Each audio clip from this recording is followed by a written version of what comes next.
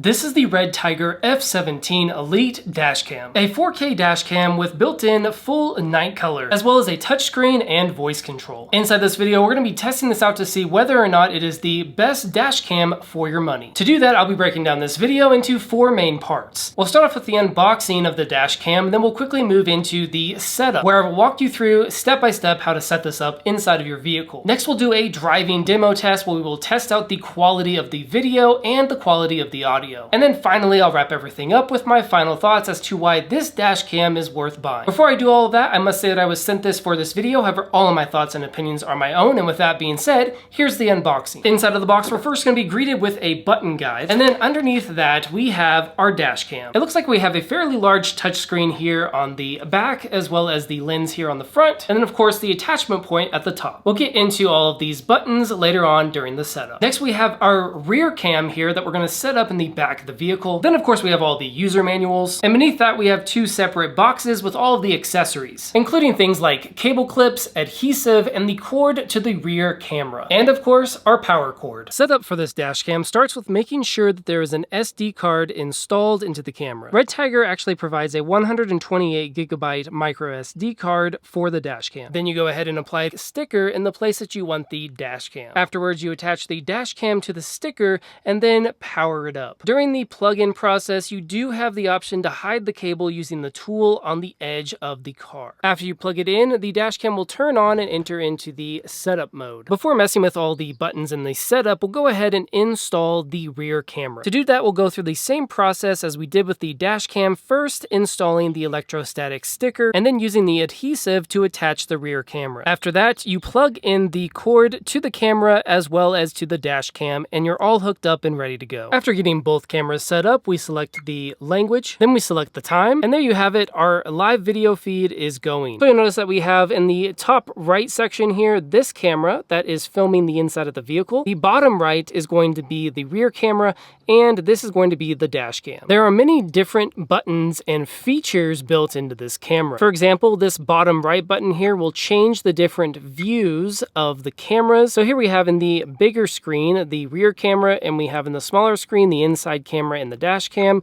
We could switch that to only having the front camera showing, or only having the inside camera, or only having the rear cam. I'm going to go ahead and keep it like this, showing all 3 angles as well as the time. You also notice that it automatically is recording in different loops. All of that can be changed inside of the settings, which will be found right here. So for example, we could click on sound recording, we could click on loop recording and change those settings. We have 1 minute, 3 minute, and 5 minute loops. So I will go ahead and click on 5-minute loops. And then of course we have things like fatigue reminder, Wi-Fi, volume, mirror flip, rear cam flip, GPS, and many other settings like speed unit, where we can have miles per hour or kilometers per hour, basically any little setting that you want to change. Beyond that, we have a few other buttons here. This button is going to go into the playback section, where you can take a look at some of the files that you recorded. And if I click on this file folder right here, you'll see that we have 2 videos that already recorded, and that is the in-cam footage. If I wanted to see rear cam, I could click down here and see the rear camera, or if I wanted the front cam footage, I could click up there. Beyond that, you can take a picture by clicking on this button here, and you could lock out your screen by clicking on this button, and of course you can see whether or not we're connected to Wi-Fi, sound, 4K, the GPS signal, and many other icons. If you ever want to turn off the camera, you just press and hold on the power button on the far left. Beyond the physical buttons, we have the REDTIGER camera app. Once connected, you actually get quite a lot of information on this app. We get a live view of the camera. You can also turn on and off the sound, flip the camera, and then it shows us our GPS as well as our speed. And below that, we have the ability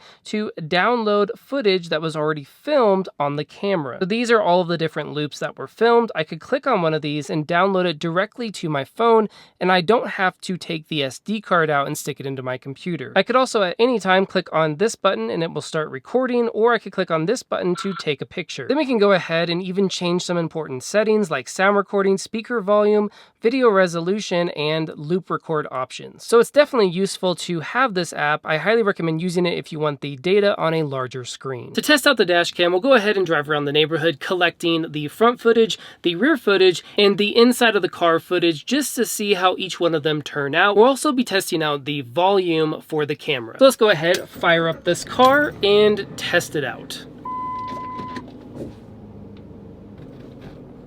Now, I'm not going to be driving too far in this test. I just want to do this in order to capture some decent footage using the dash cam. So right now, the audio that you're hearing is going to be coming from the microphone on my camera, and this is what the audio sounds like coming from the REDTIGER F17. Now, obviously, there's going to be a huge difference between the audio coming from my camera and the audio coming from the dash cam. But that's to be expected because a dash cam is not going to be known for its recording capabilities as far as sound quality goes. A dash cam is meant to record footage of you driving just in case you're in any kind of accident and you want to have proof of what actually happened during that accident. I also love that you have the GPS coordinates on the camera or inside of the camera app, so you'll know exactly where you're going or where you're at if you're ever in an accident or anything like that. I do, however, love the setup and how easy it was to get this camera working. The whole process was seamless, and I also really enjoy the ability to change the settings within the app